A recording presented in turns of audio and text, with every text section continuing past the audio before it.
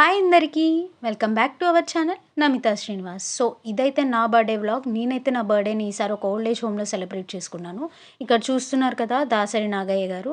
ఈయనని old age హోమ్‌ని establish చేశారు. ఈసారి అయితే నా బర్త్‌డే సెలబ్రేషన్స్, కేక్ కటింగ్ అన్నీ కూడా నేను ఇదే ఓల్డ్ ఏజ్ హోమ్‌లో సెలబ్రేట్ చేసుకున్నాను. నేనైతే ఇక్కడ ఓల్డ్ ఏజ్ హోమ్‌కి ఒక పూట మీల్స్‌ని డొనేట్ చేశాను.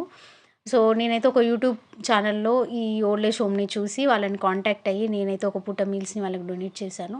ఒక పూట మీల్స్ వాళ్ళకి ఎంతవరకు వస్తాయో నాకైతే తెలీదు కానీ నాకు డొనేట్ చేయాలనిపించింది. సో, నేనైతే చేశాను. ఈ ఇయర్ మాత్రం నాకు చాలా హ్యాపీగా అనిపించింది.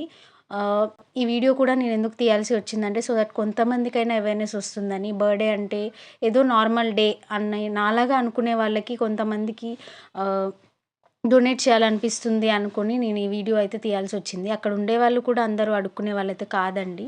సో, పిల్లలు వదిలేసిన పేరెంట్స్ అంతే ఇంకా.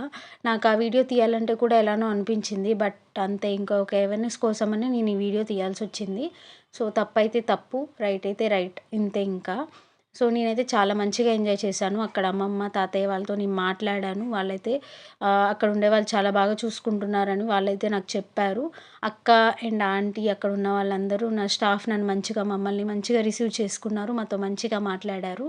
సో, అక్కడంతా బానే ఉందండి. కాపోతే నాకు అక్కడంతా చూసినప్పుడు ఏమనిపించిందంటే గవర్నమెంట్ ఇంకేదైనా కొంచెం మంచి స్టెప్స్ తీసుకుంటే బావుంటుందని, ఇలాంటి ఓల్డ్ ఏజ్ హోమ్స్‌కి, ఆర్ఫనేజెస్‌కి ఇంకేమన్నా మంచి స్కీమ్స్ తెస్తే మంచిదేమో అని నాకైతే అనిపించింది.